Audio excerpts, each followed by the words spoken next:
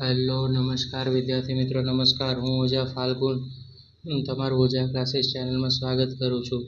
તો વિદ્યાર્થી મિત્રો આજે આપણે ધોરણ 8માં વિષય ગણિત ચેપ્ટર નંબર 5 વર્ગ અને વર્ગમૂળમાં સ્વાધ્યાય 5.1નો એક્ઝામ્પલ નંબર 3 જોવા જઈ રહ્યા છે। ચેનલ પર પહેલી વાર આ ચેનલને સબસ્ક્રાઇબ કરી દો, બેલ નોટિફિકેશન દબાવી દો અને વિડીયો પસંદ આવે તો વિડીયોને લાઇક કરજો, ચેનલને સબસ્ક્રાઇબ કરજો અને કમેન્ટ કરજો।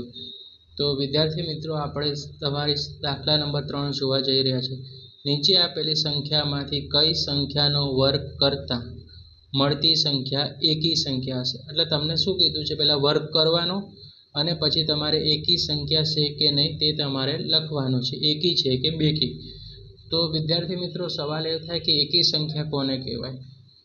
તો એકી સંખ્યા એટલે કે 1, 3, 5, 7, 9 આ બધી એકી સંખ્યામાં સમાવેશ થશે। બેકી સંખ્યા કોને કહેવાય? 2, 4, 6, 8, 10 તો આ બધી બેકી થશે।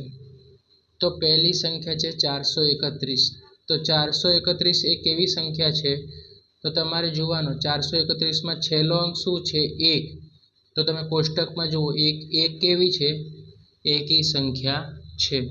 તો 431 એ એકી સંખ્યા છે।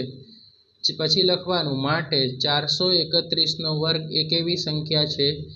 એકી સંખ્યા છે, બરાબર। એકી સંખ્યાનો વર્ગ હંમેશા એકી સંખ્યા થશે અને બેકી સંખ્યાનો વર્ગ હંમેશા બેકી સંખ્યા થશે। પછી બીજી રકમ છે 2826। 2826 તો વિદ્યાર્થી મિત્રો છેલ્લો અંક જુઓ તો 6। તો તમારે અહીંથી જોવાનું 2, 4, 6, 8, 10 એમાં 6 કેવી છે? બેકી સંખ્યા છે, માટે લખવાનું 2826માં એ કેવી સંખ્યા છે?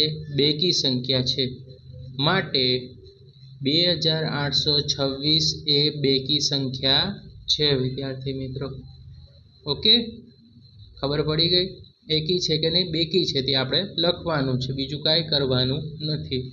અને આનો કોષ્ટકનો સ્ક્રીનશોટ પાડી લેશો તો તમને આઈડિયા આવી જશે।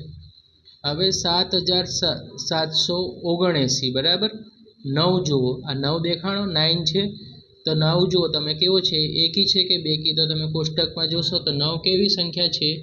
એકી સંખ્યા છે। તો 7779 એ એકી સંખ્યા છે, માટે 7779 એ કેવી સંખ્યા છે? એકી સંખ્યા છે વિદ્યાર્થી મિત્રો।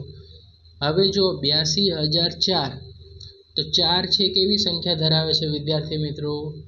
તો 2, 4, 6, 8, 10 એ કેવી સંખ્યા છે? બેકી। તો લખવાનું 82004 એ બેકી સંખ્યા છે, માટે 82004નો વર્ગ એ બેકી સંખ્યા છે વિદ્યાર્થી મિત્રો, બરાબર। ઓકે,